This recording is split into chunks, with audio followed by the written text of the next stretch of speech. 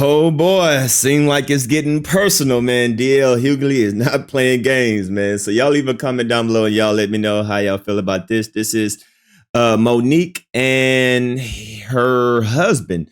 They are about to reply back to the Breakfast Club and DL Hughley. Then DL Hughley gonna come back and say what he say.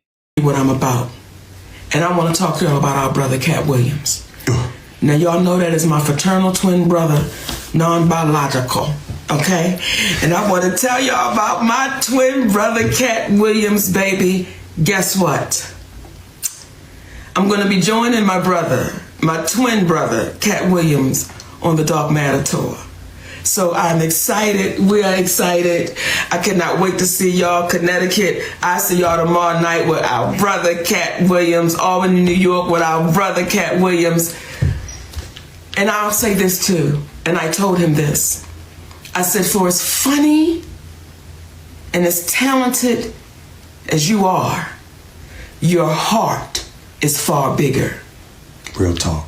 And that brother done touched our community, baby, in ways that he's never even talked about.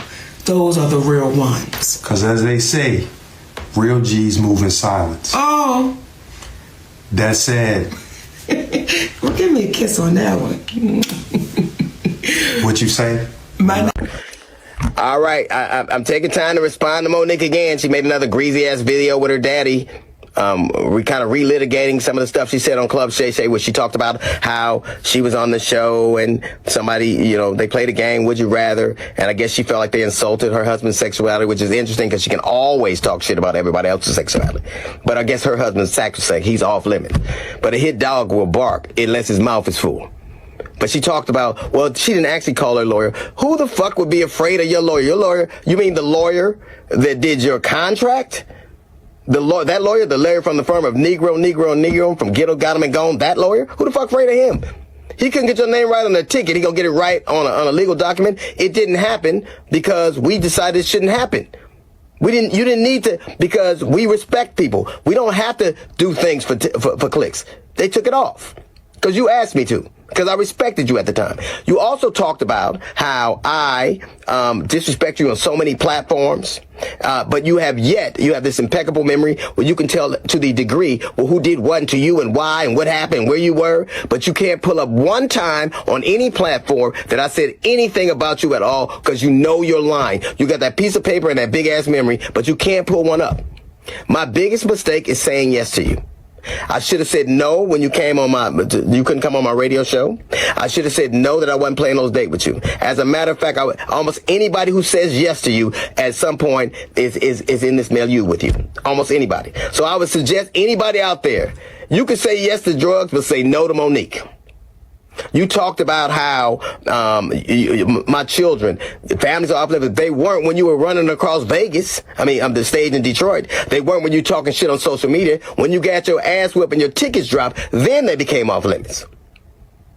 But let's do this. Let's decide that you will treat my children like you treat yours, like you don't know them, invisible, like you have no relationship with them, like you're estranged, like you're unfamiliar, like you don't know them. You also intimated that I was coward. You know what I'd never do? I would never let my woman take care of me. I would never let my woman get evicted from her apartment. I would never let my woman has to ask another man for money. I'd never do that. Can your old man say the same? He loves you. Of course, he got to say that. You claim him on your taxes. He's a dependent. He's sitting there with you right now. And everything. Because it ain't like he does anything else. But you never addressed the salient point.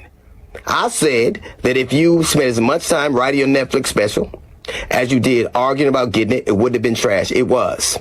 I didn't say it. I defy anybody out there. Stop listening to me. Watch it. Read the reviews.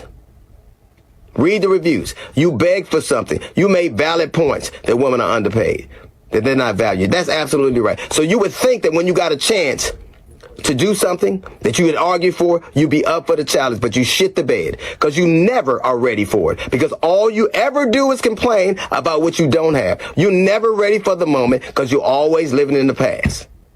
I said it. If you spent half of your time doing as opposed to talking about who didn't do for you and what they did for you, you'd be a lot further along. You wouldn't be evicted. You wouldn't be working for your man. You wouldn't be asking other comics for money. So you got all the ingredients. Take that piece of paper that you're running down the list with, and that pen that you got, and that daddy sitting next to you, and do what you can't do what you never do. Write a fucking joke.